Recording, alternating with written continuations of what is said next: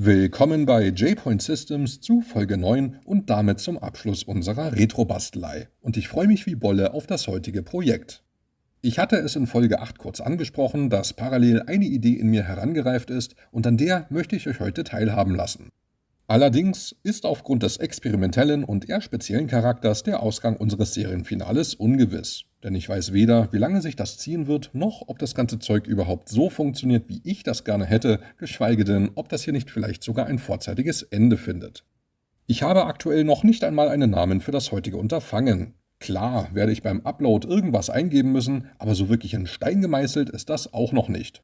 Zur Auswahl stehen zum Beispiel Beta-PC, Frankenstein-Build oder ich vergebe einfach YouTube-Clickbait-Bullshit so von wegen mysteriös, ich habe einen PC, den es so nicht geben dürfte, oder sowas in der Richtung. Vielleicht verbuche ich das auch einfach als Retro-Bastelei-Special. Ich habe offen gestanden keine Ahnung. Ich würde sagen, wir fangen jetzt einfach mal an und lassen uns überraschen, wohin und vor allem wie weit die Reise geht. Denn das weiß ich selbst noch nicht so genau. Die geneigten Kenner unter euch dürften bereits erspäht haben, dass ich schon wieder altes Zeug auf dem Tisch liegen habe. Kurz zur zeitlichen Einordnung für euch, ich habe es ja beim letzten Mal schon kurz angedeutet, wir bewegen uns heute im Jahr 1999, genauer gesagt im Oktober 99 und gucken uns einfach mal an, was hier so rumsteht. Eigentlich hätte ich hier gerne ein bisschen andere Hardware verwendet, aber leider geht sich das nicht immer so aus, wie man sich das vorstellt und nehme nun mit dem vorlieb, was ich da habe. Aber dazu sage ich nachher noch was. Das Mainboard dürfte den 3 treuen Zuschauern unter euch bekannt vorkommen, denn in Folge 3 hatten wir genau das gleiche Brett. Hierbei handelt es sich erneut um ein Asus ZUF 4XM. Ein solides Sockel 370 Board im Micro-ATX-Format, welches mit einem VIA Apollo Pro 133A Chipsatz ausgestattet ist und alles mitbringt, was wir so brauchen. Aus zeitlicher Sicht passt das Mainboard insgesamt recht gut zu unserem Vorhaben, wenn auch nicht perfekt. Denn die hier verwendete Platine kam erst im Frühjahr 2000 raus, allerdings erblickte der Chipsatz bereits im Oktober 1999 das Licht der Welt und war einer der ersten Kandidaten, die eine Frontzeit-Bassgeschwindigkeit von 133 MHz und vierfach AGP unterstützten. Drum geht das hier schon in Ordnung.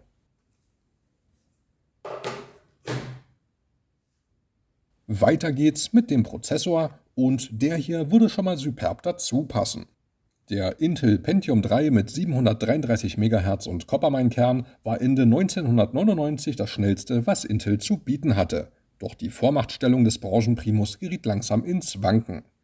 Denn man musste sich bei gleicher Taktrate zunehmend den neuen Athlon-Prozessoren von AMD geschlagen geben. Obwohl der Unterschied in der Praxis völlig unerheblich war, nahm die Fachwelt davon Notiz. Allerdings packe ich diese CPU wieder beiseite und nehme stattdessen ein Modell, welches ich durch Zufall entdeckt habe und das meine Idee für das heutige Video überhaupt erst ins Rollen gebracht hat. There it is! Auf den ersten Blick handelt es sich ebenfalls um eine gewöhnliche Intel-CPU für den Sockel 370, doch auf den zweiten Blick offenbart sich die Eigenart dieses Exemplars.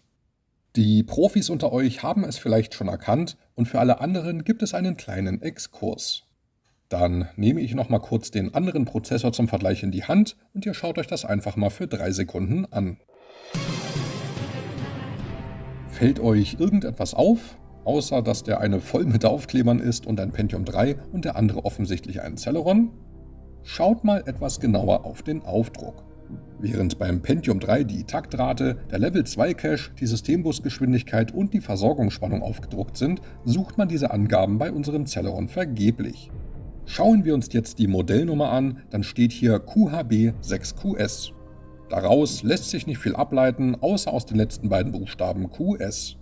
QS steht für nichts Geringeres als Qualification Sample und dabei handelt es sich im Grunde genommen um Vorserienhardware. Was es damit genau auf sich hat, werde ich später kurz anreißen. Gäbe es die manuelle Aufschrift C950 nicht, dann hätte ich ohne Recherche keine Ahnung, was sich hinter dieser CPU genau verbirgt. Wir haben hier also einen Intel Celeron mit Coppermine 128 Kern als Nullserie, der wohl für 950 MHz vorgesehen ist. Und mit dieser Info kann ich arbeiten. Zwar fällt der Prozessor nicht zuletzt aufgrund der höheren Geschwindigkeit etwas aus der Reihe, in Sachen Leistung dürften wir aber ziemlich nah am nominal langsameren Pentium 3 sein, womit sich das dann wieder passen dürfte. Das sehen wir dann. Die Kühllösung ist hingegen wieder Standardkost und bedarf keiner besonderen Erwähnung, weil das ein ähnlicher 0815-Kühler ist wie bei unserem Pentium 3-System aus Folge 3.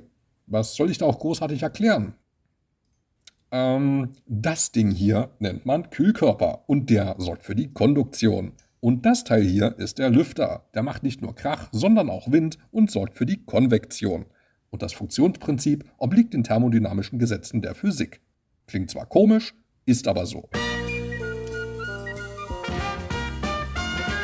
Unsere Grafikkarte erinnert auf den ersten flüchtigen Blick an unsere GeForce 2 GTS aus Folge 3. Doch bei genauerem Hinsehen handelt es sich nicht um eine Asus V7700, sondern um eine Asus V6600 und damit um Nvidias endgültigen Durchbruch.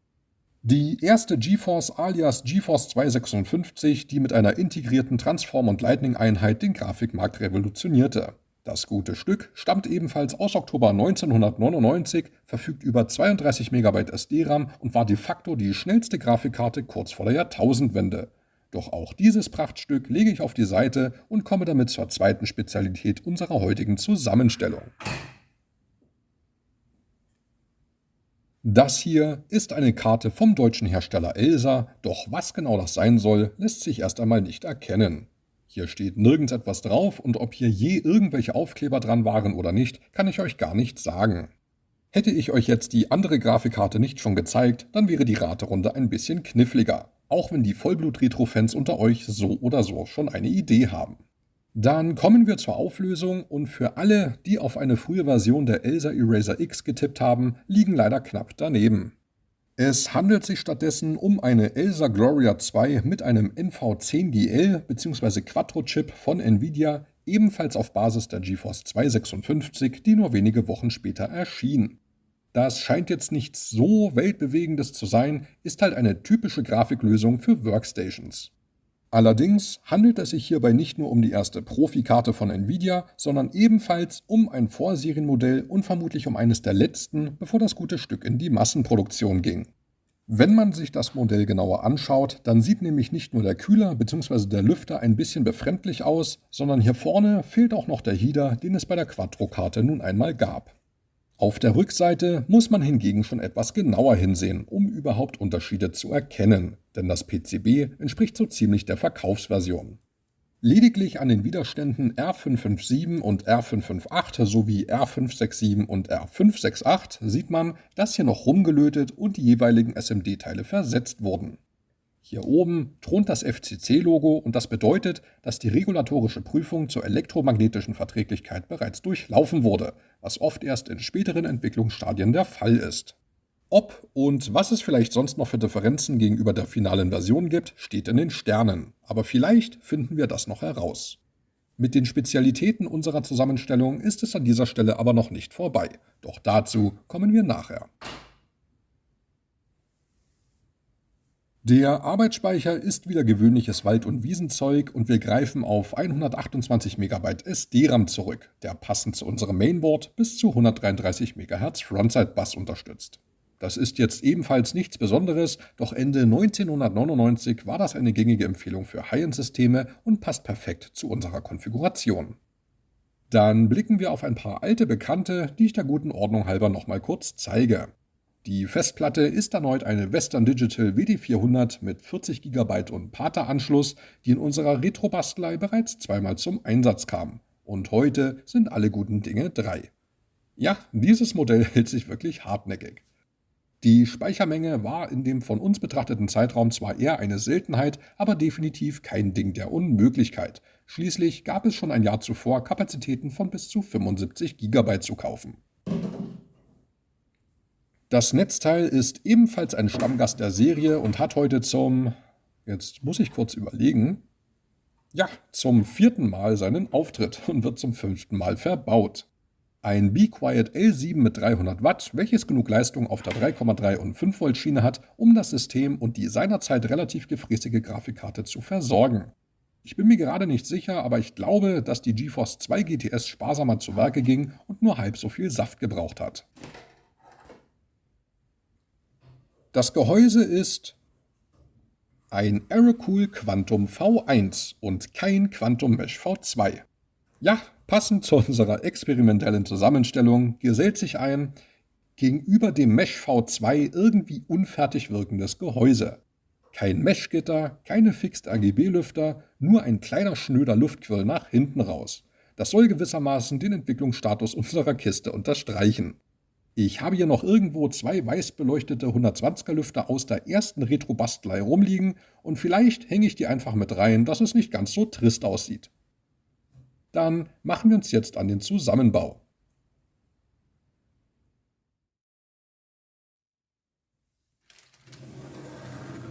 Ursprünglich wollte ich eine andere Platine nehmen, die dem Vorhaben zeitlich noch etwas gerechter wird. Allerdings sind exakt periodengerechte Mainboards auf dem Gebrauchtmarkt absolute Mangelware und wenn man sie mal bekommt, recht unausgegoren, um nicht zu sagen scheiße.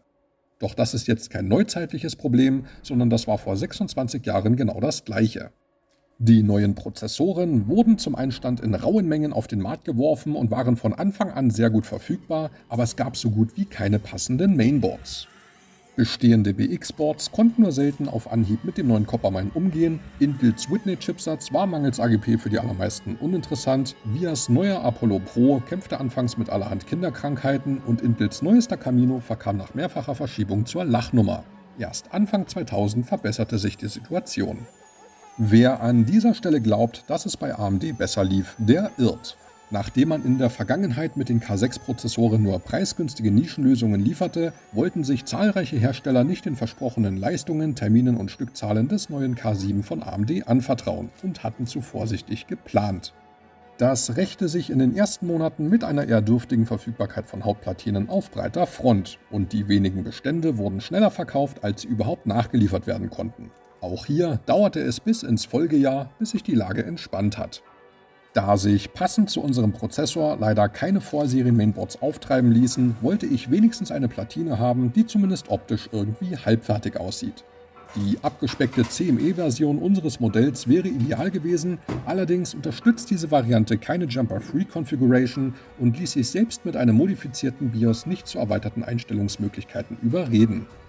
Nachdem Sockel 370-Bretter und vor allem etwas höherwertige Boards langsam aber sicher zu einem finanziellen Abenteuer werden, greifen wir eben auf das zurück, was sich in unserer Retro-Bastelei bewährt hat. Wer damals ebenfalls eine Platine mit dem neuen VIA Apollo Pro 133A Chipsatz sein eigen nennen wollte, musste ca. 300 DM hinblättern. Der eingangs gezeigte Pentium 3 Coppermine löste den Katmai nach nur 7 Monaten ab, war Intels neuestes Flaggschiff und zur Einführung für verschiedene Sockel- und Busgeschwindigkeiten mit Taktraten von 500 bis 733 MHz erhältlich. Pentium 3 Samples sind allerdings so gut wie nicht zu bekommen, während man Celeron Samples immer wieder mal auf dem Gebrauchtmarkt sichtet. Wäre unser Celeron kein Qualification Sample, dann würde ich mir so etwas niemals zulegen und das Ding wäre nicht der Rede wert. Unser Modell dürfte schon relativ nah ans finale Produkt herankommen, doch welche Vorversion das genau ist und inwieweit es vielleicht doch noch Unterschiede gegenüber der Release-Version gibt, das lässt sich als Normalsterblicher gar nicht herausfinden. Doch bevor wir einen Ausflug in die Welt der Samples unternehmen, vielleicht noch ein paar grundsätzliche Worte zu Intels Celeron. Schließlich ist das der einzige Vertreter seiner Art in unserer Retro-Bastelei und hat heute ein bisschen Aufmerksamkeit verdient. Die ersten Celerons mit dem Codenamen Covington erblickten im April 1998 das Licht der Welt und waren aufgrund des fehlenden Level 2 Caches grottenschlecht. Erst mit dem Mendocino, dem man folgerichtig einen integrierten Level 2 Cache spendierte, mauserten sich die Celerons ab August 1998 zu einer brauchbaren Alternative für alle, die nicht zu viel Geld ausgeben wollten und keine absolute Spitzenleistung brauchten. Während man bei den teuren Pentium 2 und Pentium 3 Katmai CPUs auf den Slot 1 setzte, entwickelte Intel eigens für die Celeron-Serie den Sockel 370, der dann aus Gründen der Standardisierung später geändert und ebenfalls für den Pentium 3 genutzt wurde und die klobigen Cartridges zunehmend abgelöst hat. Intels Celeron war stets ein preiswerter Ableger für günstige Komplettsysteme und nicht selten handelte es sich dabei, vereinfacht gesagt, um eine Art Resteverwertung. Bei qualitativ schwachen Chips, die aufgrund von Verunreinigungen oder Defekten nicht für den Pentium 3 taugten, wurden Funktionsbereiche reduziert oder teilweise deaktiviert und fertig war der Celeron. So erreichte man eine deutlich höhere Ausbeute und konnte mit diesem Ausschuss weitere Marktsegmente bedienen, ohne eine weitere kostenintensive Produktionslinie einführen zu müssen. Im Fachjargon nennt sich das Spin-Splitting und ist damals wie heute gängige Praxis. Damit ist unser Celeron im Prinzip das ungeplante und halbseitig gelähmte Geschwisterchen des Pentium 3 und ich bin gespannt, wie gut oder schlecht er performt. Der Intel Celeron mit Coppermine 128 Kern kam bereits im März 2000 raus, doch das finale Modell mit 950 MHz wurde erst im August 2001 veröffentlicht, obwohl es zu der Zeit eigentlich keinen Grund mehr gab, warum man sich den überhaupt noch antun sollte.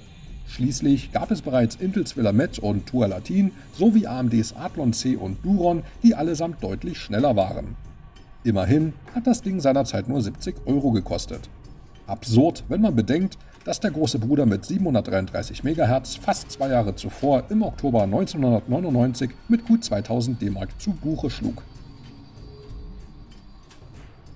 Solche Vorserienmodelle, wie wir sie hier verwenden, ganz gleich welche Hardware, wurden damals wie heute zu Testzwecken in kleinsten Stückzahlen an OEMs und ausgewählte Entwickler verschickt, um beispielsweise letzte Fehler auszuräumen oder irgendwas zu optimieren, bevor das Teil in die Serienproduktion geht.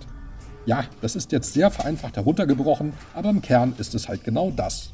Es gibt beispielsweise auch noch Mechanical Samples, Thermal Samples und Engineering Samples, die sich in einem noch früheren Entwicklungsstadium befinden, sowie Marketing Samples, die eigentlich keine sind, aber der Reihe nach. Bei Mechanical Samples handelt es sich in aller Regel um funktionslose Dummies, die einzig und alleine den Zweck erfüllen, beispielsweise die Kompatibilität zum Sockel sicherzustellen und die Passform von Kühlsystemen zu überprüfen. Manchmal gibt es dann auch noch Thermal Samples, die oft nur intern beim Hersteller verwendet werden, um einfach nur Hitze zu produzieren, um auch die thermische Effizienz von Kühlsystemen zu testen. Analog zur Softwareentwicklung entspräche das am ehesten einer Alpha-Version. Engineering Samples hingegen kann man sich bereits als Beta-Version vorstellen, bei denen zudem die Funktionalität ausführlich getestet wird. Allerdings können diese noch Fehler und Einschränkungen aufweisen, die im Verlauf dann noch korrigiert werden. Was folgt, sind früher oder später Qualification Samples, die im Wesentlichen schon dem kommerziellen Produkt entsprechen, sich aber noch eine finale Validierung gefallen lassen müssen. In der Softwarewelt wäre das analog dazu der Release Candidate. Wenn alle Überprüfungen erfolgreich abgeschlossen sind, wechselt die Phase zu Release to Manufacturing und dann geht's los. Abschließend gibt es noch die sogenannten Marketing Samples. Streng genommen sind das nichts weiter als selektierte und auf Hochglanz polierte Verkaufsmodelle zu Präsentationszwecken, mit denen man die Fachpresse beeindrucken möchte. Mit technischen Prototypen oder Entwicklungssamples hat das nichts mehr zu tun.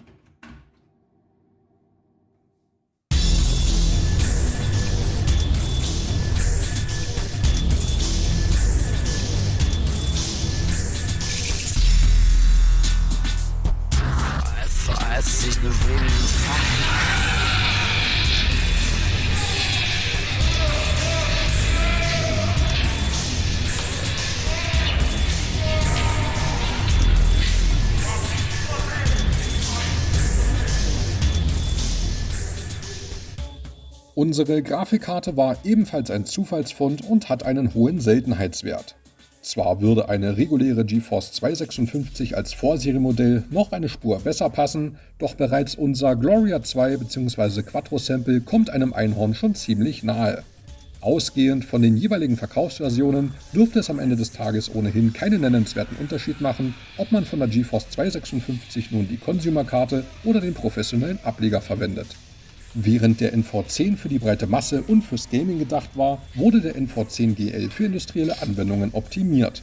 Die Workstation-Karte profitierte hardwareseitig von 15 MHz mehr Chiptakt und einer verbesserten Subpixel-Genauigkeit, wodurch Linien und Kanten in CAD-Anwendungen stabiler erschienen.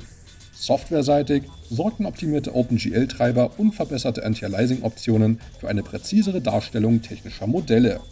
In Spielen hatte das allerdings keinen praktischen Nutzen und konnte im Zweifel sogar Performance kosten. Doch egal ob für Otto Normal oder Industrie-Ingo, die neue GeForce 256 gehörte damals zur absoluten Spitzenklasse und setzte neue Maßstäbe. Im Gaming war man plötzlich der unangefochtene König und im professionellen Bereich ein ernstzunehmender Konkurrent. Während man für die normale GeForce 256 je nach Modell um die 600 D-Mark locker machen musste, wurden für die Quattro ca. 1200 D-Mark fällig. Nur wenige Wochen später spendierte man den Karten DDR-Speicher und baute damit seine Vorherrschaft weiter aus. Und wie das damals so war, stürzte man bereits nach 6 Monaten im April 2000 den König und präsentierte den Thronfolger, die GeForce 2 GTS. Der Rest ist Geschichte.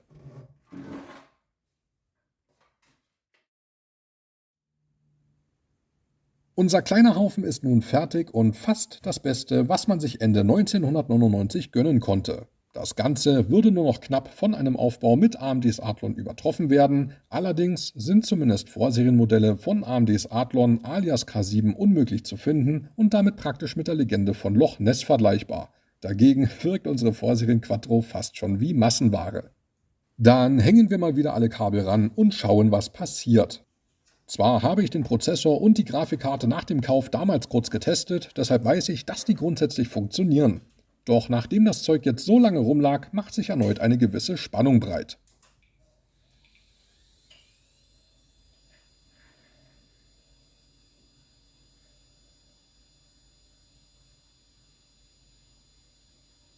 Hier konnte man es vielleicht kurz sehen: Engineering Release, not for production use. Der Prozessor wird als Intel Celeron erkannt, allerdings nur mit 400 MHz. Da schauen wir nachher mal. Dann werde ich mir noch alles hübsch machen und dann sehen wir uns gleich wieder.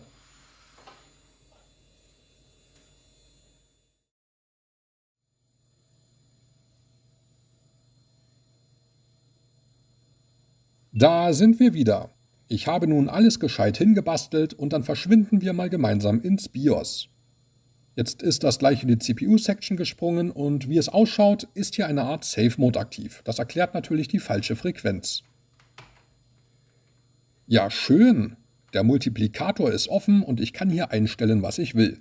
Das lässt natürlich Raum für allerhand Spielereien und ich könnte mit verschiedenen FSB-Typen und Multis im Grunde genommen 2 Dutzend CPUs simulieren. Das ist cool. Wir stellen jetzt aber erst einmal alles so ein, wie es vorgesehen ist. Ein Multiplikator von 9,5, 100 MHz Systembus und ein RAM-Verhältnis von 1:1. Der Rest ist erst einmal wurscht und dann speichern wir das ab.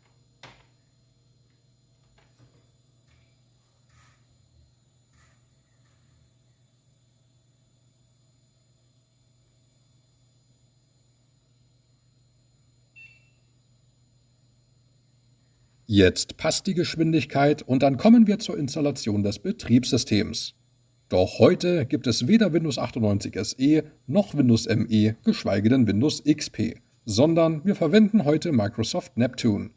Das wäre dann die dritte Besonderheit an unserem heutigen System. Die einen oder anderen von euch haben bestimmt schon mal was davon gehört und ich möchte euch der Vollständigkeit halber kurz was dazu erzählen. Allerdings weiß ich gar nicht so recht, wo ich da anfangen soll, ohne euch jetzt einen halbstündigen Vortrag darüber zu halten. Ihr wisst ja, Bildungsauftrag und so. Ich lege jetzt erst einmal die CD ein und dann versuche ich euch so kurz und knapp wie möglich das Wesentliche zu skizzieren.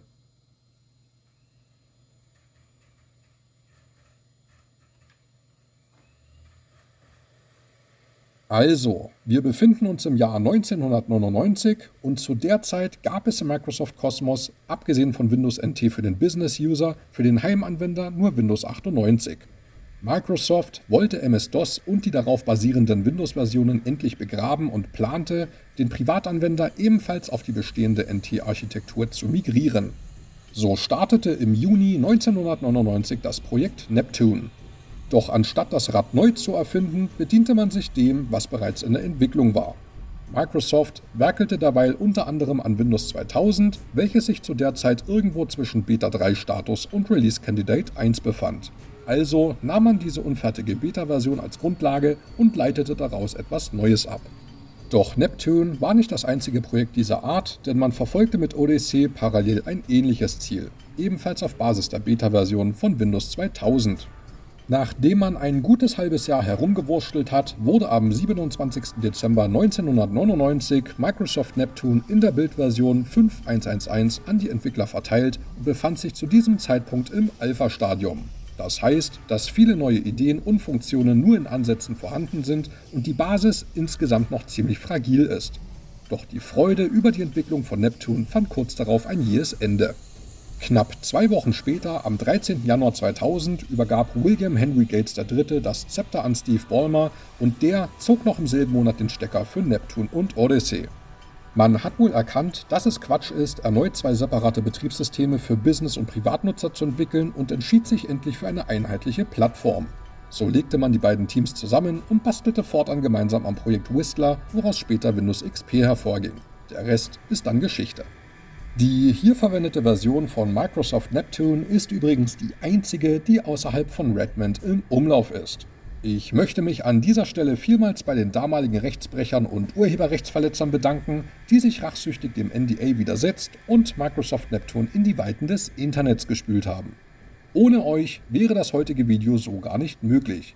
Vielen Dank für euren fragwürdigen, aber historisch wertvollen Einsatz. Wir benutzen für unsere Zusammenstellung also nicht nur zwei Hauptkomponenten als Qualification Samples, quasi die Release Candidates der Hardware-Welt, sondern auch ein Betriebssystem im Alpha-Status, das aus einer Beta-Version adaptiert wurde und offiziell nie das Licht der Welt erblickt hat. Das ist insgesamt eine ziemlich abenteuerliche Konstruktion und dann lassen wir das Setup mal weiter durchlaufen.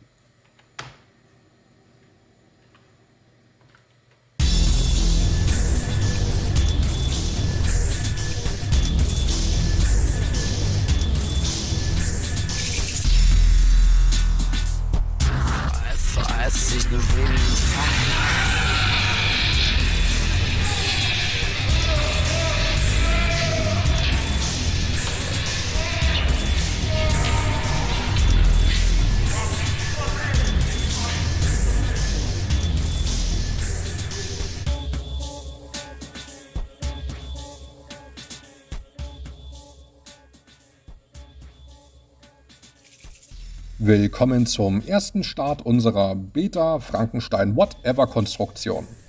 Bis hierhin lief alles glatt und dann schauen wir jetzt einfach mal, was passiert.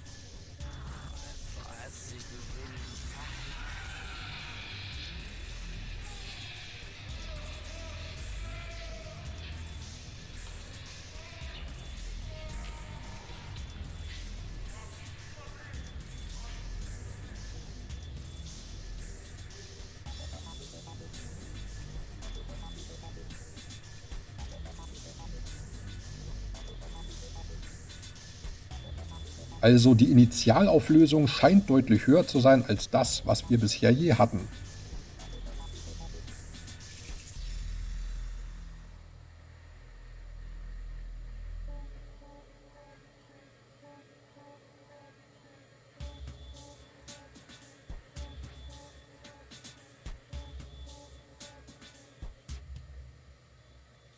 Irgendwie tut sich gerade gar nichts, aber wir warten einfach mal ab.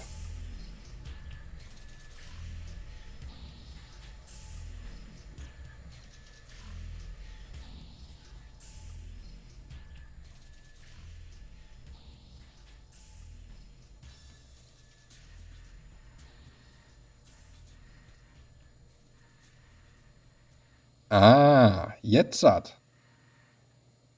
Das Ganze hat jetzt fertig geladen und jetzt will er noch einen Nutzernamen. Ne, Neustart will ich jetzt nicht.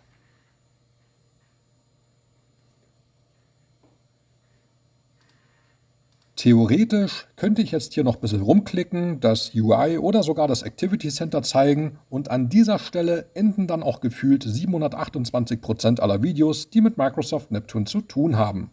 Zwar habe ich bis dato tatsächlich ein einziges Video gefunden, das über das Übliche hinausgeht, doch bereits in Folge 8 habe ich großkotzig angekündigt, dass ich einen bedeutenden Schritt weitergehen möchte.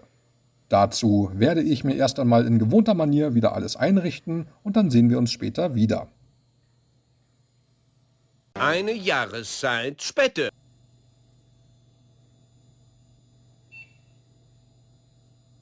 Da sind wir wieder und willkommen beim zweiten Start unserer Frankenstein-Kiste. Ich habe gerade vor der Aufnahme nochmal geschaut und zwischen der letzten Szene und jetzt liegen einfach mal über 12 Wochen. Natürlich habe ich jetzt nicht 12 Wochen ununterbrochen vor der Kiste gehockt. Parallel liefen die Upgrade-Snacks. Zwischenzeitlich hatte ich noch Ärger mit Google und habe den Zugriff auf meinen YouTube-Kanal verloren. Und nebenbei habe ich auch noch sowas wie ein Leben. Aber es war ein langer Weg bis hierher.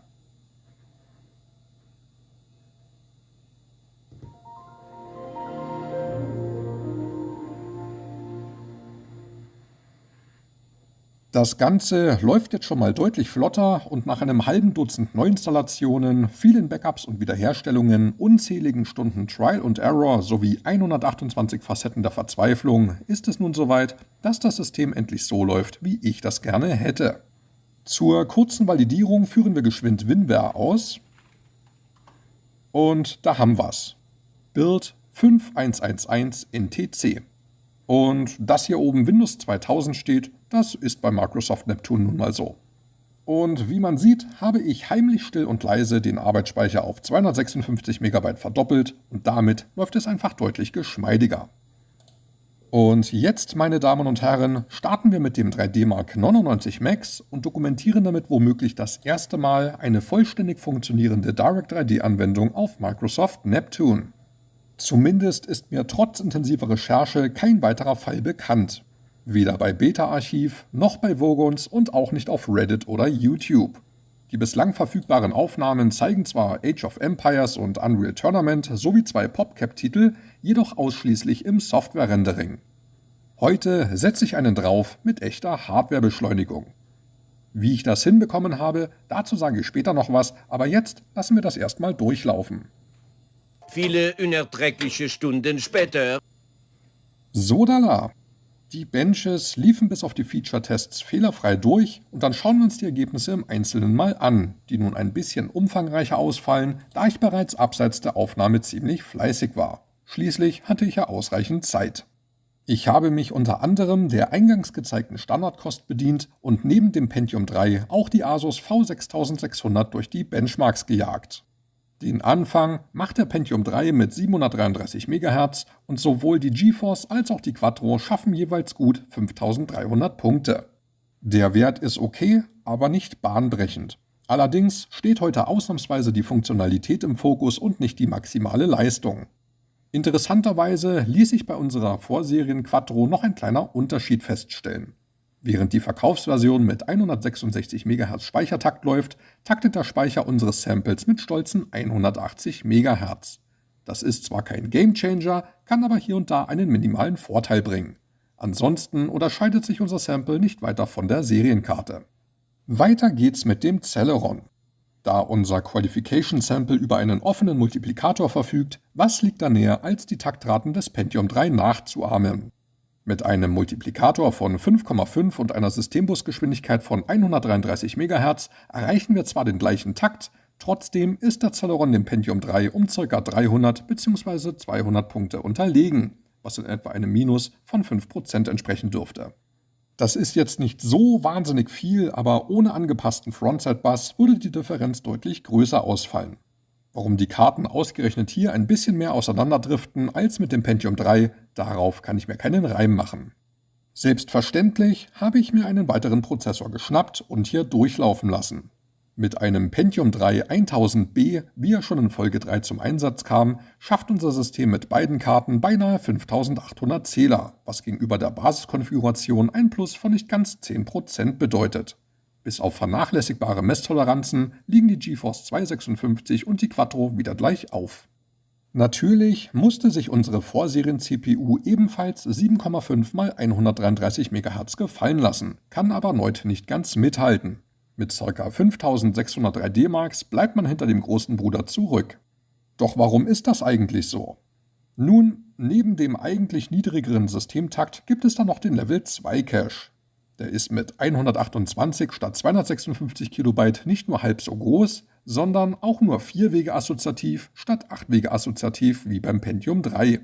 Das bedeutet, dass nicht nur weniger Daten zwischengespeichert werden können, sondern auch, dass weniger Datenblöcke zur Verfügung stehen. So müssen die Daten häufiger aus dem Hauptspeicher nachgeladen werden, was die Latenz erhöht und Performance kostet. Dieser gewollte Einschnitt führte zu einem konstanten Leistungsabstand zwischen Celeron und Pentium, der in der Praxis oft höher ausfiel, als uns der 3D Mark hier gerade glauben machen will und selbst durch Overclocking nicht ganz ausgeglichen werden konnte. Bevor wir das Kapitel schließen, richten wir unsere Aufmerksamkeit noch auf einen Aspekt, der nicht unerwähnt bleiben soll und maßgeblich die Systemgeschwindigkeit beeinflusst. Dazu betreiben wir jetzt unser Qualification Sample im vorgesehenen Standardtakt von 9,5 x 100 bzw. 950 MHz und da muss der Celeron deutlich federn lassen. Mit einem Score von gerade einmal 5300 bei beiden Nvidia-Karten fällt der Prozessor erwartungsgemäß auf das Niveau unseres ersten Vergleichswertes zurück und das verdeutlicht ganz eindrucksvoll, was die Systembusgeschwindigkeit für einen Einfluss auf die Gesamtperformance hat. Wenn man bedenkt, dass der Celeron bis Ende 2000 serienmäßig mit einem Frontside-Bus von 66 MHz lief, bevor es die 100 MHz Modelle gab, kann man sich in etwa vorstellen, wie lahm der gegenüber dem Pentium 3 gewesen sein muss. Ja, insgesamt sind die Werte alle nicht rekordverdächtig, aber wir dürfen auch nicht vergessen, dass wir hier ein halbgares und nie veröffentlichtes Betriebssystem im Alpha-Stadium nutzen und ich bin froh, dass das überhaupt läuft. Um zu sehen, was die Hardware wirklich kann, habe ich die Hardware-Samples zum Vergleich noch in unseren Aldi-PC verfrachtet, der über die gleiche Basiskonfiguration verfügt, jedoch mit Windows Millennium und gescheiten Treibern daherkommt. Damit erreichen wir im Standardtakt aus dem Stand heraus über 6100 Punkte und das entspricht auch diversen Vergleichswerten, die man noch so im Netz findet. Unter diesen Gesichtspunkten kann sich die Leistung unserer experimentellen Zusammenstellung eigentlich sehen lassen. Dann gucken wir uns noch SI Software Sandra in der Version 2002 Professional an und beginnen mit, richtig, dem Arithmetik Benchmark. Hier fallen nun zwei Dinge auf. Zum einen sehen wir eine vorbildlich lineare Skalierung und zum anderen liegt jetzt unser Celeron mit dem Pentium 3 gleich auf. Doch woher kommt nun dieser offensichtliche Widerspruch? Die Zuschauer der ersten Stunde erinnern sich vielleicht noch dunkel an Folge 1.1, in der ich beim Wechsel vom AMD K6 II auf den K6 III festgestellt habe, dass sich diese Version des Programms kein bisschen für den Level 2 Cache interessiert. Heute ist es genau dasselbe, weshalb die Ergebnisse, sagen wir mal, nicht repräsentativ sind. Weiter geht's mit dem Multimedia Benchmark. Und hier zeigt sich genau das gleiche Bild. Die Performance steigt proportional mit dem Takt und dem Celeron werden fälschlicherweise erneut die gleichen Leistungswerte bescheinigt. Zum Abschluss folgt noch ein Blick auf die Speicherbandbreite und hier können wir nochmal die Auswirkungen des niedrigeren Systemtakts bewundern. Während wir bei 133 MHz gut 970 und 940 MB pro Sekunde schaffen, verringert sich der Speicherdurchsatz bei 100 MHz auf 750 bzw. 730 MB pro Sekunde, was einem annähernd proportionalen Verhältnis entspricht. Dann schließe ich mal wieder alles und dann schauen wir mal, ob unser Haufen neben den synthetischen Benchmarks auch Spiele kann. Kurzer Spoiler, vielleicht.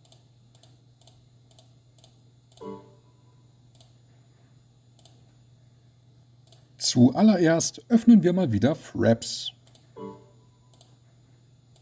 legen das erste Disk-Image ein und starten mit Half-Life, allerdings in der Bildversion 7.2.5, auch bekannt als NetTest 2, die nie für die Öffentlichkeit bestimmt war.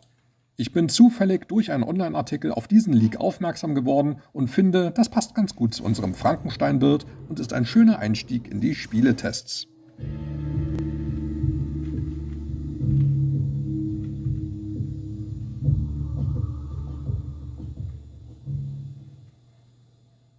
Wir schauen wie immer in die Optionen.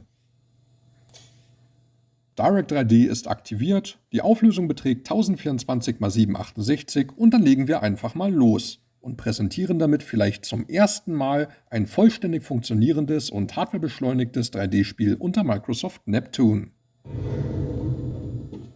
Hey, Mr. Freeman, I had a bunch of messages for you, but we had a system crash about 20 minutes ago. Ja, dann laufen wir mal ein bisschen blöd in der Gegend rum. Half-Life erschien Ende November 1998 und war damals mit seinem einzigartigen Storytelling und der immersiven Spielwelt ein echter Meilenstein. Die hier verwendete Vorabversion stammt vom 19. Oktober 98 und bei genauem Hinsehen zeigen sich hier und da noch ein paar Unterschiede. So wurden zum Beispiel kleinere Anpassungen im Leveldesign vorgenommen, einzelne Objekte ausgetauscht oder neu arrangiert, Triggerpunkte und NPCs verschoben und ein paar Texturen ersetzt. Es gibt hier sogar eine Map, die in der finalen Version entfernt wurde. Das hat zwar alles keinen großen Einfluss auf den Spielverlauf, bleibt aber nicht völlig unbemerkt und verleiht dieser Version einen gewissen Charme. Hello, Gordon Freeman. It's good to see you. Diese kleinen Nachladeruckler sind übrigens völlig normal und kommen auch in der Release-Version des Spiels vor. Dann fahren wir mal mit dem Aufzug runter und schauen auch da nochmal ein bisschen umeinander. Die Spielwelt ist zwar streng linear und bietet kaum Raum für Entscheidungsfreiheit, allerdings wird dieser Umstand durch die dichte Atmosphäre, das permanente Gewusel der Leute und dynamische Ereignisse so geschickt kaschiert, dass man sich selten eingeengt fühlt.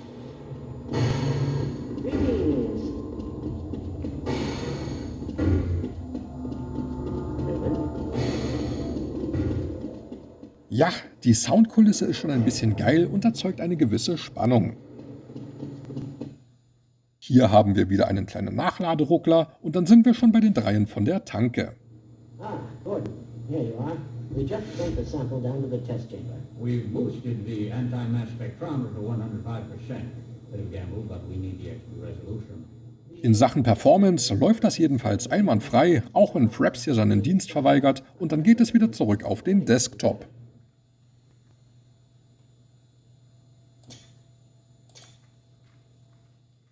So, da ich sehr viel Wert auf historische Genauigkeit lege, springen wir jetzt ins Jahr 1999 und machen weiter mit Quake 3 Arena. Allerdings in der öffentlichen Beta-Version 1.08 vom August 99. Wir schauen wieder in die Grafikeinstellungen. 1024er Auflösung, die Geometriedetails sind auf hoch und dann starten wir mal. Und halten damit vermutlich auch erstmals vollständig funktionierendes und hardwarebeschleunigtes OpenGL unter Microsoft Neptune fest.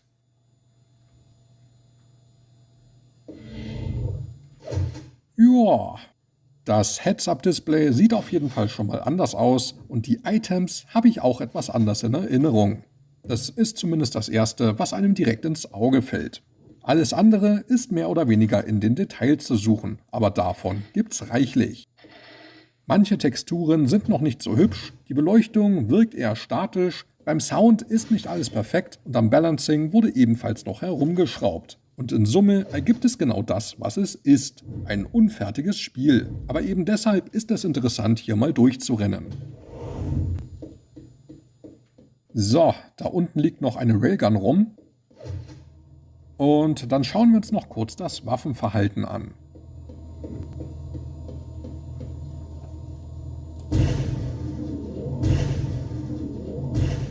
Die Effektfarben sind hier schon mal anders.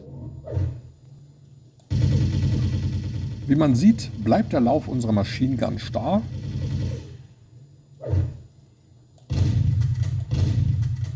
Bei der Shotgun fehlen noch ein paar Streueffekte. Und der Raketenwerfer sieht auch ein bisschen mau aus. Die Railgun hatten wir schon. Und bei der Plasma Gun sind die Farben ebenfalls anders. Ja, hier hätten wir noch Quad Damage. Und dann war es das schon. Da es hier leider keine Bots gibt, gibt's auch nichts zu tun. Also ab in die Lava. Ich bin trotz Freitod auf dem ersten Platz und dann beenden wir das mal wieder.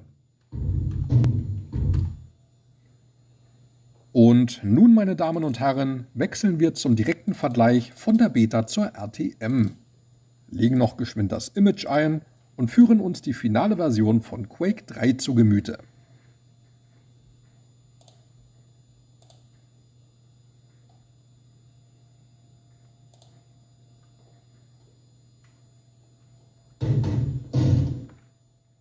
Wir werfen einen Blick in die Grafikoptionen. Die Auflösung und Details sind wie gehabt und dann legen wir einfach mal los.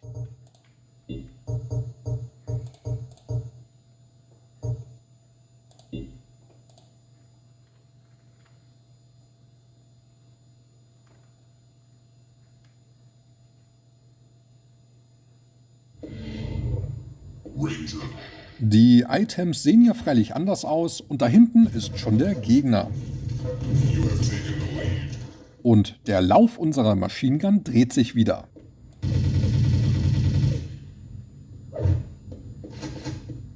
Was die Grafik angeht, ist das gegenüber der Testversion insgesamt ein klarer Sprung nach vorn.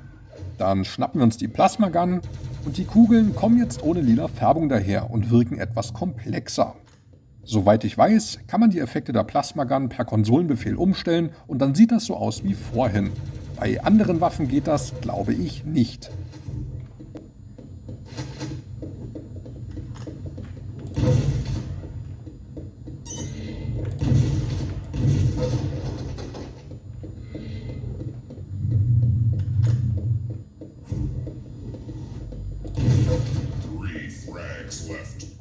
Schauen wir noch kurz auf den Frame-Counter und wie bei der Beta auch, ist zwischen 50 und 100 Frames alles dabei. Und das ist völlig in Ordnung. Dann holen wir uns noch die letzten beiden Kills.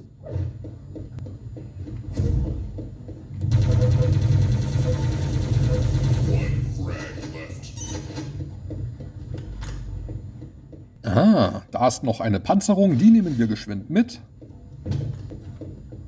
Und jetzt komm her. Nein, bleib hier, du Sack. Ja, schön. Dann geht's wieder zurück zu Windows.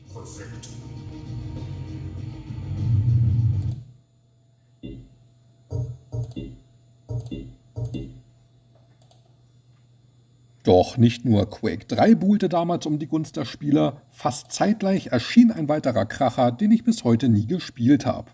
Unreal Tournament. Der Titel kam Ende 99 raus, die weichgespülte Version für den deutschen Markt folgte im Februar 2000 und wir nehmen nun eine Entwickler-Beta mit der Versionsnummer 222 vom März 99, welche nie für die breite Masse gedacht war. Wir gucken schnell in die Einstellungen. Die Auflösung beträgt aufgrund von Skalierungsproblemen 800×600 und die Textureinstellungen sind auf hoch. Hier haben wir noch ein paar Bots und dann schauen wir mal, was passiert.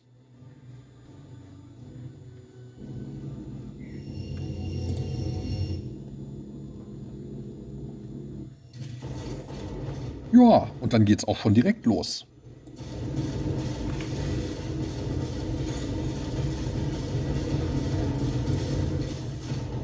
Hier ist gerade ein bisschen mehr Action und ich muss mich erst einmal zurechtfinden.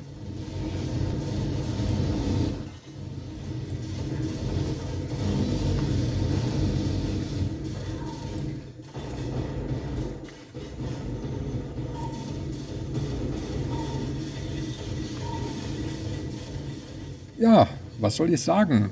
Das Spielgefühl ist irgendwie anders. Das könnte aber auch einfach nur daran liegen, dass hier jetzt mehr Gegner unterwegs sind, was dem Ganzen eine stärkere Dynamik verleiht. Wenn ich es richtig im Kopf habe, lösten Unreal Tournament und Quake 3 damals einen kleinen Glaubenskrieg aus, welches Spiel denn nun das Bessere sei.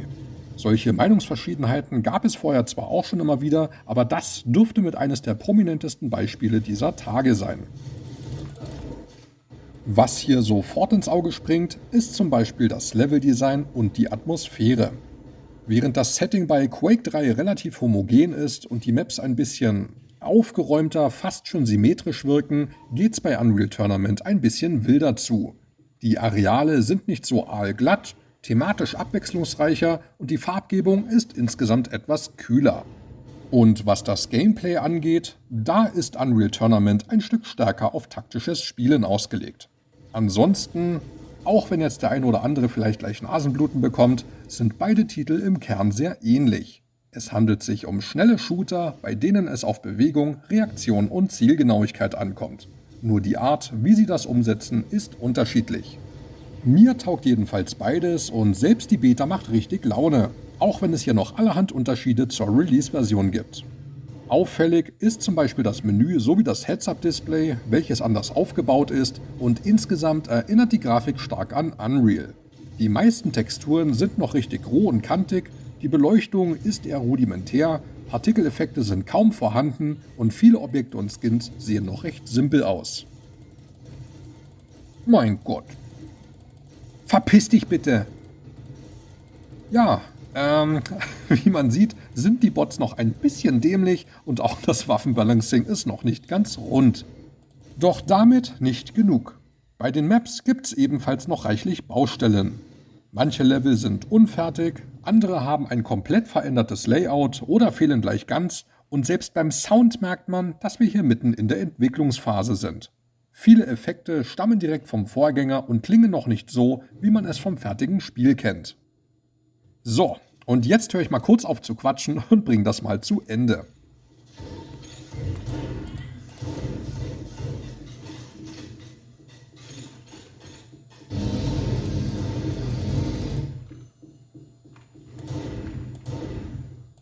Jawollo! Trotz meiner peinlichen Darbietung hat es für den ersten Platz gereicht und dann geht's wieder zurück auf den Desktop.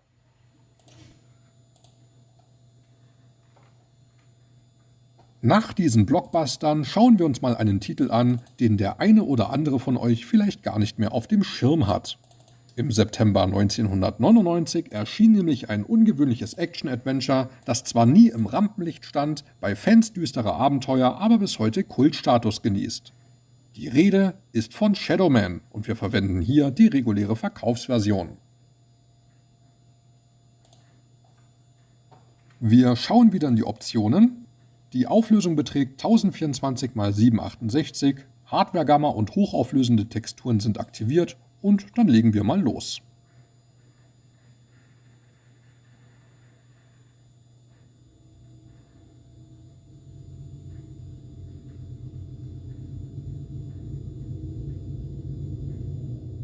Acclaim Entertainment. Ach, schön war's. Die haben damals richtig abgeliefert und Turok dürfte wohl mit das bekannteste von denen gewesen sein. Doch leider gibt's den Laden seit 2004 nicht mehr, auch wenn man gerade versucht, die Marke unter neuem Namen wiederzubeleben.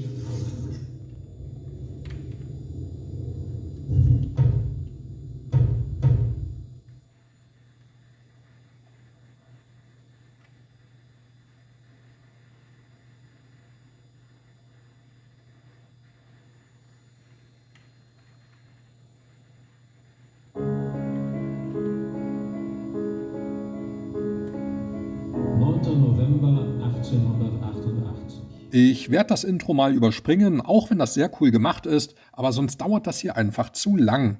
Die nächste Szene ist deutlich kürzer und lasst die einfach mal auf euch wirken. Ich hasse diese Scheiße.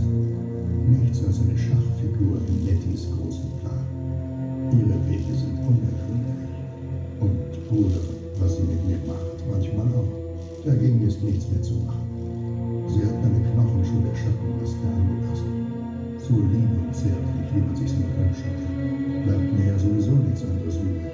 Es ist schließlich meine Schuld, dass Luke tot ist und meine Eltern auch. Alles, was noch kommt, habe ich verdient. Alles, was mir widerfährt. Ich kann nicht leben und kann nicht sterben. Das Reich der Toten ist mir wie auf den Leib geschnitten. Ein Ort des Nirgendwo. Der Ort am Arsch der Welt.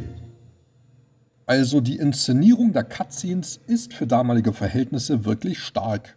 Die cineastische Kameraführung verstärkt die düstere Atmosphäre, das Voice-Acting, insbesondere die deutsche Synchronisation, ist überraschend gut und die musikalische Untermalung verleiht den Szenen eine ungeahnte dramaturgische Tiefe. Insgesamt erreicht das fast schon filmische Qualität und ist im Vergleich zu anderen Titeln aus dem Jahr 99 ziemlich beeindruckend. Doch diese Qualität endet nicht bei den Zwischensequenzen, sondern sie durchzieht das gesamte Spielerlebnis. Sei es das Leveldesign, die bizarr anmutenden Schauplätze oder die Klangkulisse. Jedes Detail trägt dazu bei, eine Welt zu formen, die gleichermaßen verstört und fasziniert. Übrigens, Grüße gehen raus an Tim Haywood. Der gute Mann ist niemand Geringeres als der Komponist des Soundtracks zu diesem Spiel. Für das heutige Projekt ist mir nämlich bei der Suche nach einer passenden Hintergrundmusik sofort Shadow Man in den Kopf geschossen. Düster, hypnotisch, surreal und damit perfekt für unseren Frankenstein-Bild. Also habe ich im feinsten Business-Englisch höflich angeklopft und gefragt, ob ich seine Musik für das Video verwenden darf. Ich habe mir offen gestanden keine großen Hoffnungen gemacht und damit gerechnet, dass mir im Zweifel irgendeine wichtige Agentur antwortet und ich für 30 Bazillionen Euro eine Lizenz erwerben muss. Doch stattdessen meldete sich Herr Haywood höchstpersönlich mit den Worten "Ah yeah, okay, send me a link to the video once it's done." Mega! Der Mann ist also nicht nur ein musikalisches Genie, sondern auch ein ziemlich entspannter Zeitgenosse. Falls sich also jemand fragt, woher die Musik für das Talkover und die Timelapse kam und zu faul ist, die Beschreibung zu lesen, das Meisterwerk stammt von Tim Haywood. Vielen Dank dafür. Nettie? Auch diese Cutscene lassen wir mal aus und reisen mit dem Teddy direkt in das Reich der Toten.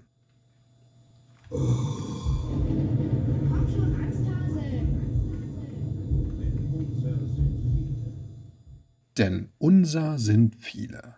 Das sind so Schnipsel, die bis heute im Gedächtnis bleiben. Herrlich. Ich bin der Herrscher über das Reich der Toten. Wie man sieht, ist das Storytelling ein zentrales Element. Doch auch wenn Shadowman ein atmosphärisches Schwergewicht ist und mit durchschnittlich 50 FPS stabil über den Bildschirm flimmert, bleibt es nicht frei von kleineren Schwächen.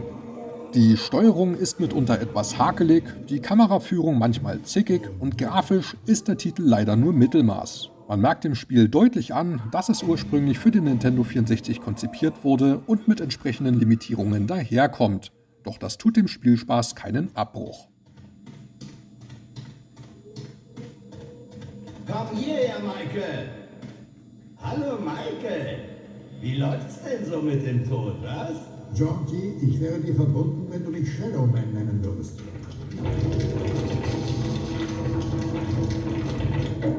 Das Reich der Toten ist auf jeden Fall eine Reise wert und dann beenden wir das mal wieder. Auch wenn ich gerade ein kleines Lüstchen verspüre, hier weiterzumachen.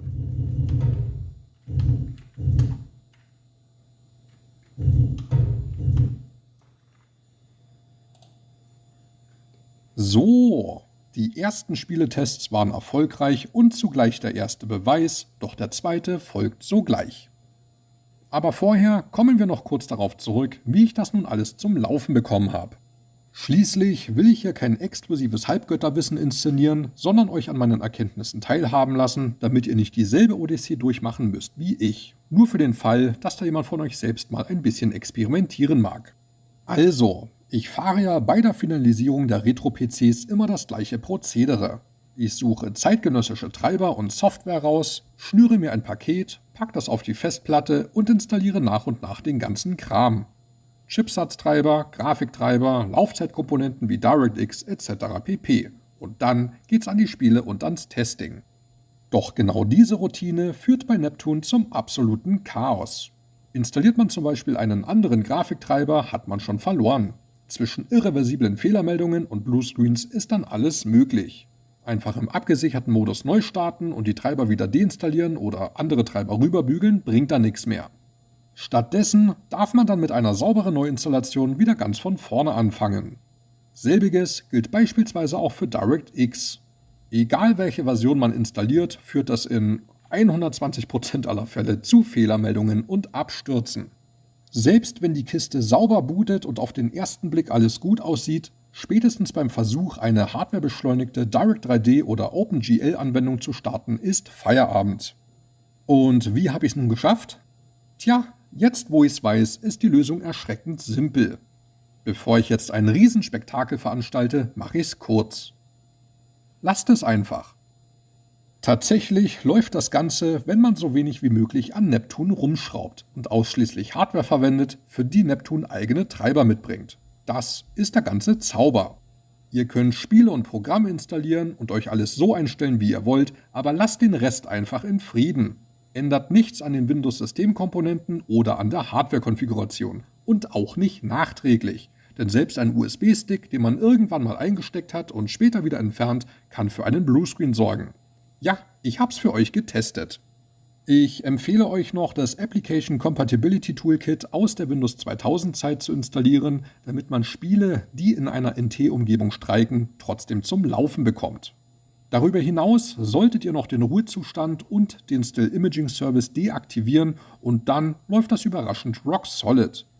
Ich musste einzig und allein den Treiber für den Onboard-Sound nachinstallieren, aber das ist bei diesem fragilen Sensibelchen ebenfalls ein Glücksspiel. Denn was die grundsätzliche Hardware-Unterstützung angeht, ist man nämlich sehr stark eingeschränkt. Da ich aber sehr entgegenkommend und serviceorientiert bin, klicken wir uns kurz durch den Gerätemanager und schauen uns das mal an.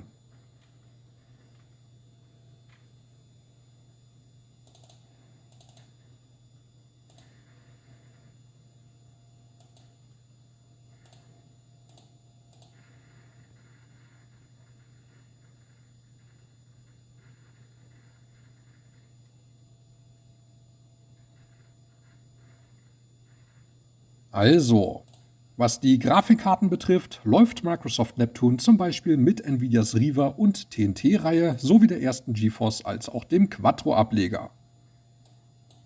Bei 3DFX ist die Auswahl mit der Benji und der Voodoo 3 schon etwas dünner. Bei ATI hätten wir diverse Rage-Modelle wie die Rage 2, Rage Pro, Rage 128 und Rage XL im Angebot. Und bei Matrox sieht das mit den G200-Karten bzw. der Millennium und Mystic auch sehr überschaubar aus. S3 oder sowas können wir uns, glaube ich, an dieser Stelle sparen. Schauen wir noch geschwind auf die Chipsätze.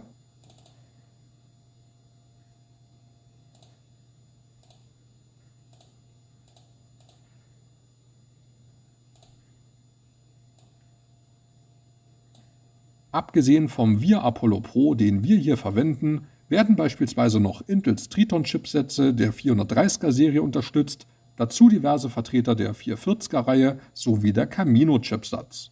Und wenn wir noch weiter nach oben scrollen, dann ist auch der gute alte Aladdin 5 mit von der Partie. Im Wesentlichen ist man bei der Hardware auf das Jahr 1999 und Ende 98 limitiert. Alles andere wird nicht gescheit funktionieren, zumindest nicht in dem Umfang, den wir hier heute bewundern können. Nachdem die ersten Tests erfolgreich waren und das technische Mysterium nun entschlüsselt ist, folgt jetzt der zweite Streich. Dazu greifen wir auf ein Kultspiel zurück, das bereits in der Upgrade-Folge 2.1 seinen Auftritt hatte: Midtown Madness. Allerdings nutzen wir die Sneak Preview Beta vom April 1999, die nur wenige Wochen vor dem offiziellen Release die Runde machte. Vorab blicken wir wieder in die Grafikoptionen. Es ist alles auf Hoch, wir fahren in 1024er Auflösung und die Fußgänger sind ausgeblendet. Andernfalls gibt es ein paar hässliche Grafikfehler. So, wir stellen den Verkehr auf Maximum, die Ordnungshüter auf Aus und das Wetter passen wir der aktuellen Jahreszeit an. Und unser Fahrzeug? Ja, eine Diskokugel. Zwar sind auch alle anderen Vehikel in dieser Version enthalten, aber das wäre ja langweilig.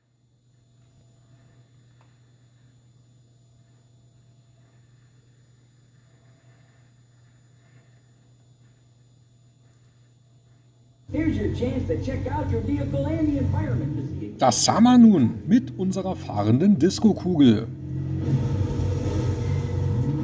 Ja, und was hat die nun für einen Zweck? Im Grunde genommen ist das nichts weiter als ein Entwicklerobjekt, mit dem man die Beleuchtung, Reflexionen und andere Effekte testen konnte. Soweit ich weiß, soll es noch eine interne Teststrecke für Physik- und Kollisionschecks geben, die ich bisher aber noch nicht gefunden habe. Und zudem gibt es noch ein Debug-Menü für allerhand Spielereien. Bei der finalen Version ist das natürlich alles rausgeflogen. Ansonsten möchte ich mal vorsichtig behaupten, dass es gegenüber der Release-Version keine nennenswerten Unterschiede mehr gibt.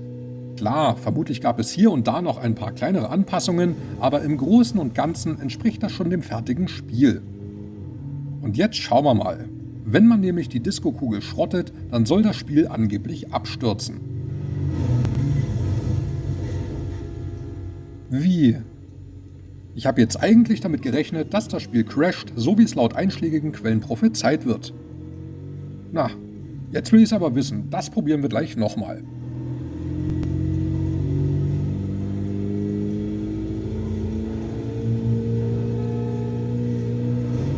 Jetzt, beim zweiten Anlauf hat's geklappt und das Spiel ist wie geplant abgeschmiert. Dann schauen wir uns einen weiteren Klassiker an, der in unserer Retrobastelei längst zum guten Ton gehört und heute zum, ich weiß nicht wievielten Mal gespielt wird. Need for Speed High Stakes. Doch leider ließ sich keine Beta-Version dieses Titels auftreiben. Die Beschaffung solcher Vorabversionen ist ohnehin ziemlich schwierig und in den meisten Fällen zum Scheitern verurteilt. Während man für die PlayStation 1 und 2 heute allerhand Prototypen findet, bleibt die Suche nach entsprechenden PC-Fassungen oft erfolglos. Drum greifen wir im weiteren Verlauf jeweils auf die regulären Retail-Versionen zurück. Ach so, hier lässt sich das Spiel nur über die Patch-NFS-Exe starten, andernfalls verweigert der Titel seinen Dienst. Drum landen wir zu Beginn direkt in der EA Racing Launch. Die Karre und die Strecke sind wie gehabt. Und die Grafikeinstellungen ebenfalls. Die Auflösung beträgt 1024 x 768 und alle Details sind auf Maximum. Dann fahren wir mal eine Runde.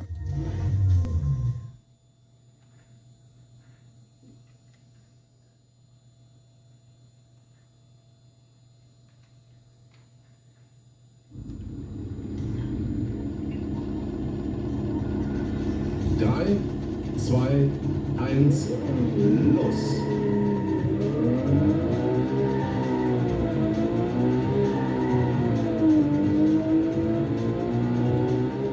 Ja, wenn ich mir den Frame-Counter so anschaue, dann bewegen wir uns in ähnlichen Sphären wie mit unserem Aldi-PC aus Folge 3. Dem Titel scheint nicht nur die Grafikkarte relativ egal zu sein, der macht sich auch nichts aus Neptune und den halbgaren Treibern. Das finde ich deshalb spannend, weil bei den anderen Spielen durchaus Unterschiede zu sehen sind. Vermutlich liegt das an der verwendeten Engine, die meines Wissens nach einzig und allein bei Need for Speed High Stakes sowie dem Vorgänger Hot Pursuit zum Einsatz kam. So nach dem Motto, Hauptsache Strom, alles andere ist optional. Technisch lässt sich das wohl damit erklären, dass nur grundlegende API-Funktionen genutzt werden und der Rest wird einfach stumpf von der CPU berechnet. Beim Nachfolger Porsche sieht das hingegen ein bisschen anders aus. Zwar läuft das Spiel grundsätzlich auf unserer Kiste, aber in der Hälfte aller Fälle verabschiedet es sich, entweder genau beim Sprung vom Ladebildschirm ins Rennen oder beim Rückweg auf den Desktop, mit einem Kernelfehler. Da werden wohl bestimmte Routinen oder Feature Calls abgefragt, die dann nicht sauber beantwortet werden. Und wenn man in dem Moment vielleicht noch falsch atmet, dann gibt's halt einen Bluescreen. Das ist aber erstaunlicherweise der einzige Titel, der hier reproduzierbar abschmiert.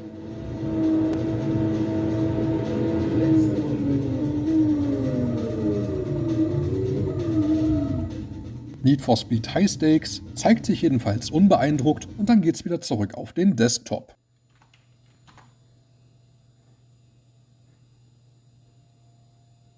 Dann schauen wir uns noch 2-3 Titel an, die wir in unserer Retrobastelei bisher links liegen gelassen haben und heute endlich mal anspielen. Den Anfang macht GTA 2.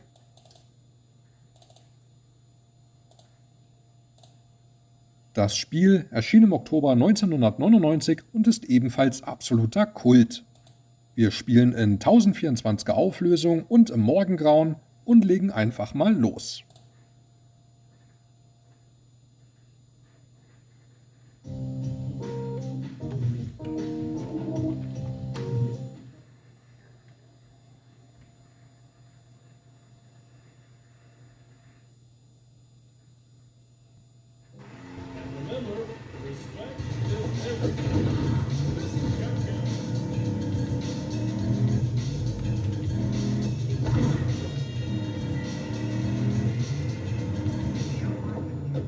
Herrlich. Da werden sofort wieder Erinnerungen wach. Ich weiß noch, wie ich das damals als kleiner Stift zum ersten Mal bei meinem Lieblingscousin auf der Dreamcast gezockt habe. Allerdings hat er den Fehler gemacht, dass er mir vorher GTA 3 auf dem PC gezeigt hat, drum fand ich das hier nicht mehr ganz so spannend. Aber trotzdem hat das wahnsinnig viel Spaß gemacht.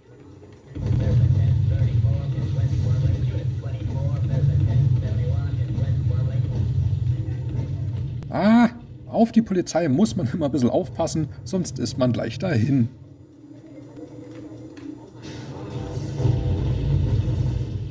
Ja, GTA 2 hat schon mächtig getaugt. Doch nicht nur, weil man hier Chaos stiften konnte ohne Ende, sondern weil es gegenüber dem Vorgänger ein deutlicher Fortschritt war. Grafisch setzte man bei Fahrzeugen und Figuren zwar weiterhin auf zweidimensionale Objekte, doch die neuen Licht- und Schatteneffekte verliehen der Spielwelt spürbar mehr Tiefe und Atmosphäre. Auch inhaltlich legte man kräftig nach. Das Fahndungssystem eskalierte nun bis hin zum Militär und jetzt muss ich kurz aufpassen, dass ich nicht verhaftet werde. Wo waren wir? Ach ja, Inhalt. Ja, die Radiosender boten auch mehr Vielfalt und bekamen erstmals satirische Werbespots. Und mit dem neuen dynamischen Fraktionssystem konnte man sich bei den Gangs Respekt verdienen oder ihn verlieren. Ganz neu war das jetzt alles nicht, denn viele dieser Elemente gab es schon zuvor. Doch erst hier fügten sie sich so stimmig zusammen, dass daraus eine Art Blaupause entstand, an der sich spätere Serienteile und andere Titel orientierten. Das Ganze macht mir gerade mehr Spaß, als ich zugeben will, und dann gehen wir wieder zurück auf den Desktop.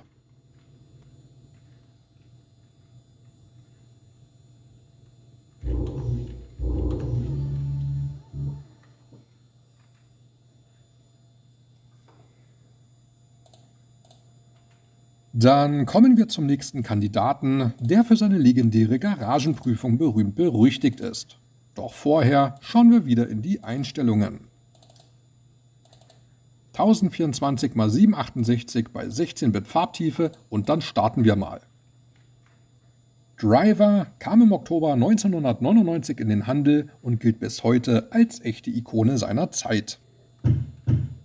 Wir gucken noch in die Detailoptionen und bis auf den Rückspiegel und die Nachtschwärze ist alles auf Anschlag. Und dann fahren wir mal eine Runde durch San Francisco.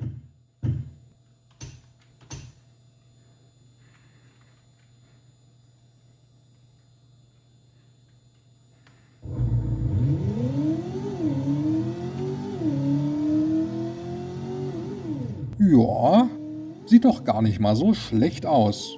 Ich für meinen Teil hatte durchaus meine Gaudi mit dem Spiel, aber es hat mich auch nie völlig gepackt. Es bietet 4 große, frei befahrbare Städte, einen umfangreichen Fuhrpark mit glaubwürdiger Fahrphysik und Schadensmodell, eine atmosphärische Grafik, die vor allem mit ihrer dynamischen Beleuchtung punktet und als i-Tüpfelchen den sogenannten Director Mode, mit dem sich Verfolgungsjagden wie Filmszenen inszenieren lassen. Doch trotz aller Stärken hat der Titel auch seine Macken. So sind die Städte zwar relativ groß, wirken aber eher steril mit häufig wiederkehrenden Texturen, die Soundkulisse wirkt insgesamt etwas dünn und auch wenn es zum Konzept gehört, findet das komplette Spielgeschehen ausschließlich auf 4 Rädern statt, was auf Dauer zu einer gewissen Monotonie führt. Das ist jetzt nicht alles weiter tragisch, aber der Vollständigkeit halber sollte man es trotzdem mal erwähnt haben. Schauen wir noch kurz auf die Performance und ja, je nachdem wie viel hier los ist, haben wir relativ stabile 25 bis 30 Bilder pro Sekunde. Ansonsten ruckelt es auch schon mal mit 15 FPS umeinander. Das liegt aber nicht nur an unserer abenteuerlichen Konfiguration, sondern auch am Titel selbst. Das war damals nichts Ungewöhnliches und einfach der Preis, den man seinerzeit für Open-World-Spiele gezahlt hat.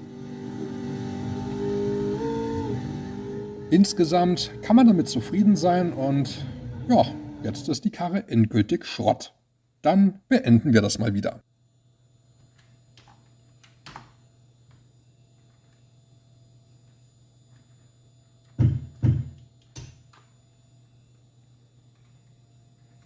Dann kommen wir langsam zum Ende und schauen uns noch einen Titel an.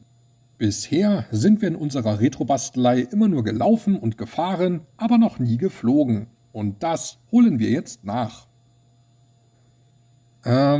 Ich bin gerade am Überlegen. Flanker 2 ist zwar ein überzeugender Kampfflugsimulator, aber auch gnadenlos. Ich glaube, wir nehmen etwas Zugänglicheres. Die DirectX-Meldung können wir ignorieren und dann fliegen wir mal eine Runde in Crimson Skies. Das Spiel kam im Oktober 2000 raus und ist das Midtown Madness der Lüfte. Wir gucken wieder in die Grafikoptionen. Es ist alles wie gehabt, 1024er Auflösung und alle Details auf hoch. Und dann starten wir mal mit Instant Action.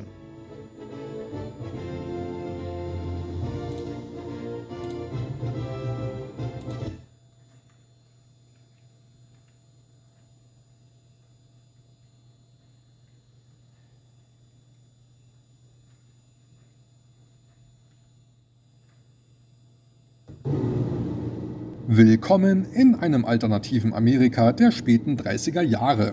Wir sind hier ein furchtloser Pilot in einer alten Propellermaschine, bis auf die Zähne bewaffnet und erledigen allerhand Aufträge, die irgendwo zwischen Dogfights und Piraterie liegen. So oder so ähnlich lässt sich der Inhalt von Crimson Skies zusammenfassen. Und dann wollen wir mal.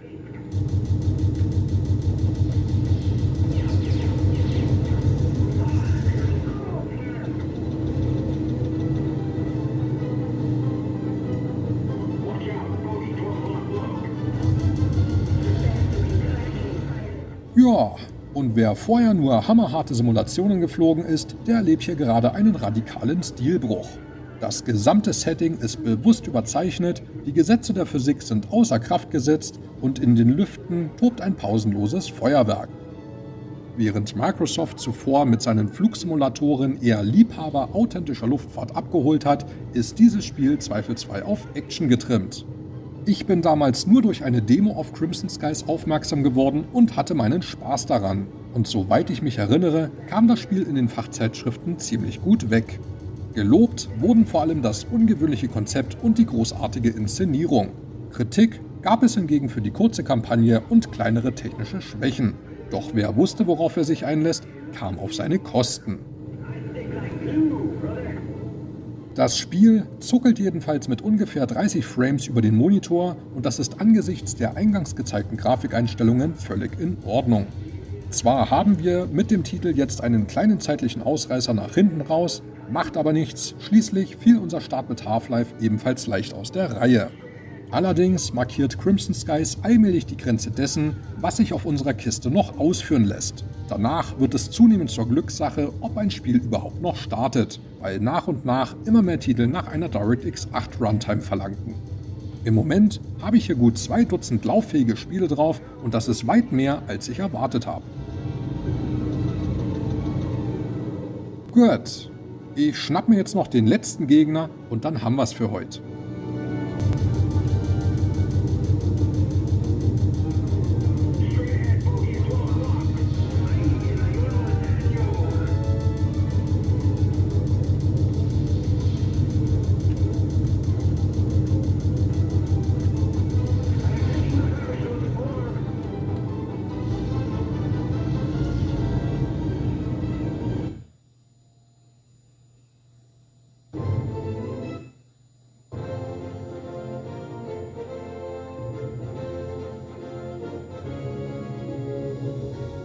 Ja, 3 von 6 Abschüssen gehen auf mein Konto.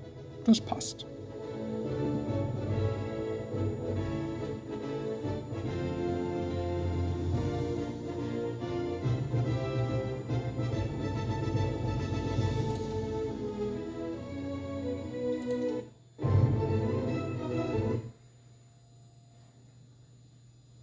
Damit sind wir am Ende dieser Folge angekommen und haben heute etwas gezaubert, womit wohl kaum einer gerechnet hat.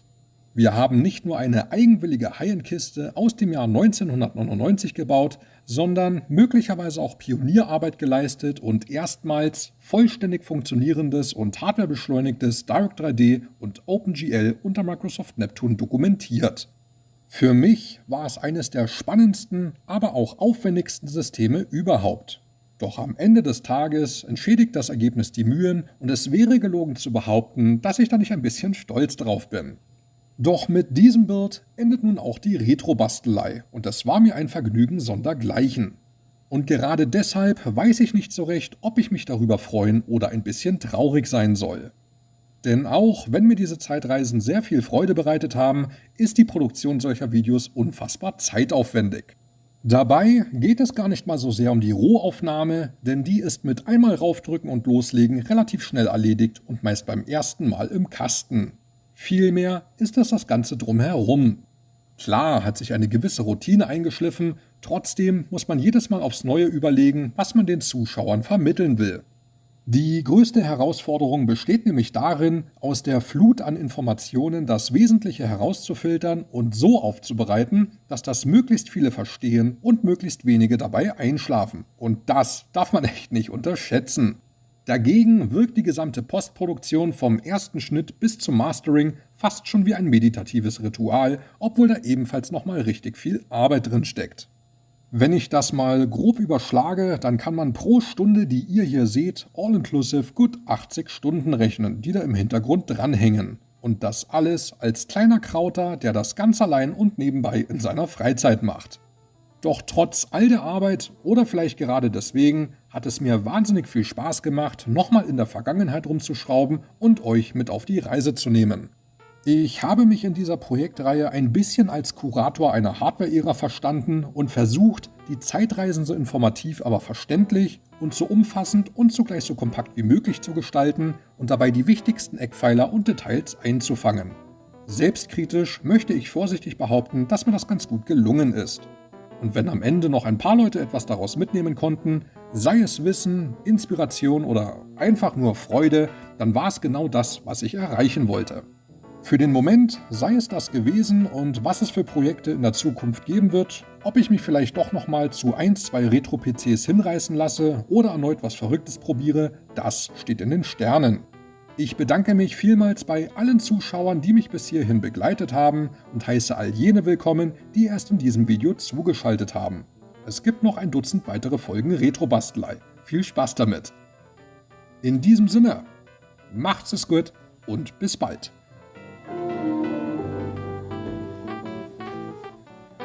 Naja, aber so toll war es irgendwie auch nicht. Also, ist irgendwie besser in Erinnerung.